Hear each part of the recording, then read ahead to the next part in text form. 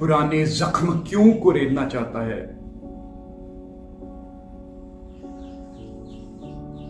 लेकिन जख्म अभी भरे ही कहां है,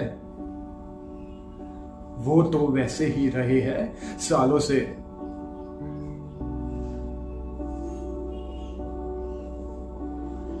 नई नई जवानी आई थी, भिक्षुक के घर की पैदाइश और परंपरा ऐसी कि भिक्षु के बेटे को भी भिक्षुक ही करने चाहिए। मन झुलस रहा था, पेट जलाने के लिए श्रावणी अभिषेक करता हुआ जी रहा था मैं। गरम खून जोश मारने लगा, मन में दिन रात आकांक्षाएं नाचती रहती थी। वैभव हासिल करके, अच्छे कपड़े पहन के घोड़ा गाड़ी में घूमने की इच्छा,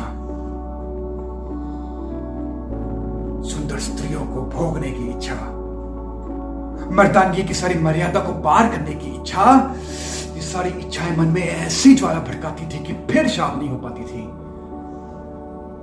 और शांत होती भी कैसे?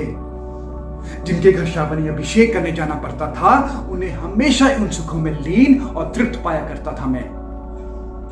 मन में ईर्ष्या की आग भड़क उठती कि ऐसा क्या है उनमें जो मुझ में नहीं।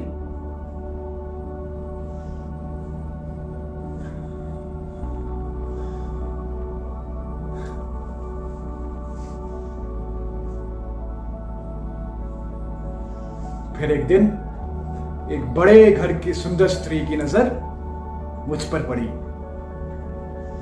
वो उम्र में मुझसे बड़ी थी, अल्पायु में ही विधवा हो गई थी, इसीलिए अतृप्त थी, निपुत्री थी।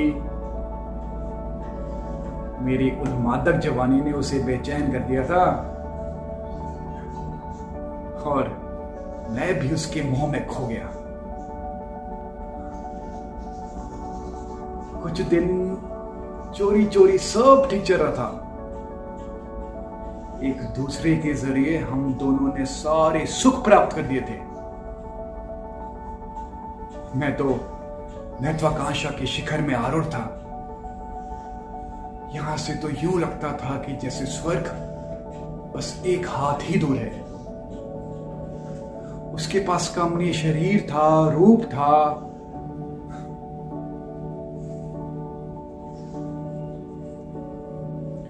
उसके मृत पति की जायदाद की वह अकेली वारिस थी।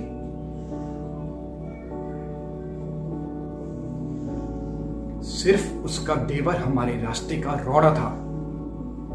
वो उस पर नजर रखता था। उसे शक था कि कहीं उसके जरिए घर की जायदाद घर से बाहर ना चली जाए, इसीलिए हमेशा वह सतर्क रहता था। और अगर मैं उसे उसकी कैद से बाहर निकाल देता तो मुझे बहुत फायदा हो सकता था। इसीलिए मैंने उसका विश्वास जीता।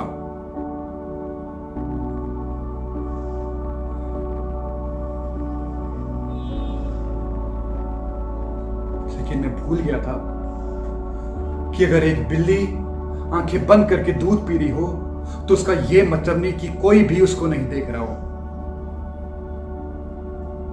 देवर को हम दोनों के बारे में पता चल गया। उसने अपने आदमी भेजे और मुझे इतना मारा कि मुझे गांव से तड़ी पार कर दिया गया। तब से मैं यहां पर हूं, बिल्कुल अकेला।